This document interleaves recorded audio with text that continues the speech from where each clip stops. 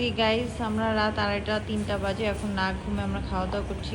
ওকে খাওয়াচ্ছে, খড় খেলা, তখন এখন পানি নিয়ে আসছে, সে এখন পানি খাওয়ার মনে হয় মুডে নেই, জাবর কাটতেছে।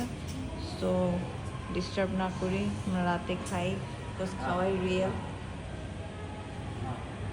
মন মর্জির উপর এখন মুড হচ্ছে না, কিন্তু আমাদেরকে এতক্ষণ ডাকলো, প্রচুর ডাকাডাকি চলছে, এই জন্য আমরা নিচে নামছি। ওই যে একটু খাইছে, সো আমরা খুবই মুডি। আমরা আমাদের মন মর্জি যখন ভালো থাকে তখনই আমরা খাই, আদারওয়াইজ আমরা খাই না। এই যে খাচ্ছে, খাও খাও, পেট ভরে খাও, আর রাতে ডাকা যাবে না। তো গাইস, যা বুঝলাম ওর শুকনা ভুসি খাইতে অনেক ইচ্ছা করছে। এই যে এতক্ষণ শুকনা ভুসি পুরো একবারে খেয়ে ফেললো।